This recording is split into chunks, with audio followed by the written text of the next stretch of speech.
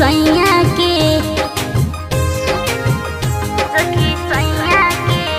दुख सुनाना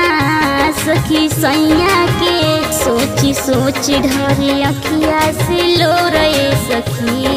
करे ना भतारे लहर को रे सखी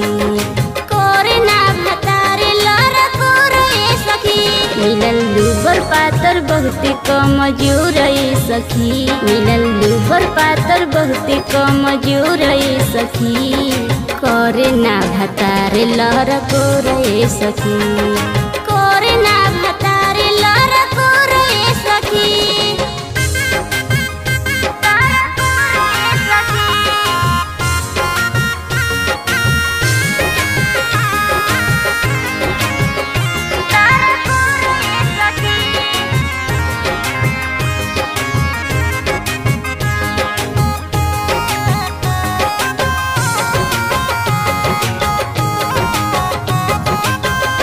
बनी नया नहर कनिया हो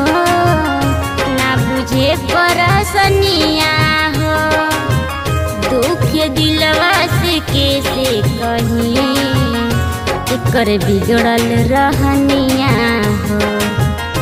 एकर बिगड़ल रहनिया बनी नया नहर कनिया हो ना बुझे परसनिया हो दुख दिलवा से कैसे कही एकर बिगड़ल रहनिया हो गोड़ी मारेला जिया जरेला जिया जरेला गोड़ी मारेला जिया जरेला खाली जाई कि कहे बंगलोर रे सखी करे ना भतारे लहर को रे सखी करे ना भतारे लहर को रे सखी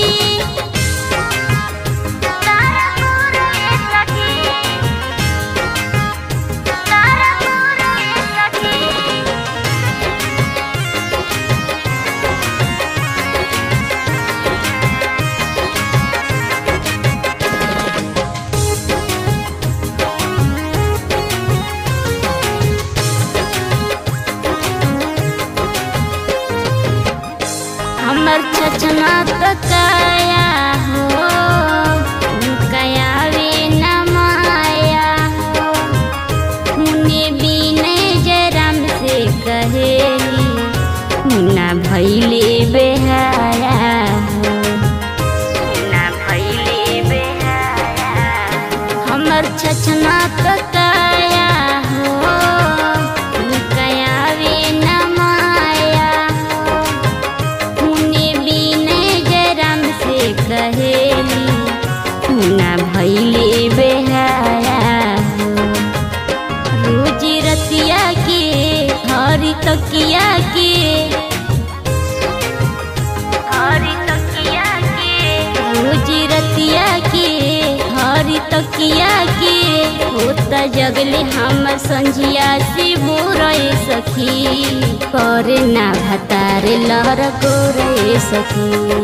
करे ना भतारे लहर को रे सखी मिलल लूबर पातर बहुत कमजोर रे सखी मिलल लूबर पातर बहुत कमजोर रे सखी करे ना भतारे लहर को रे सखी।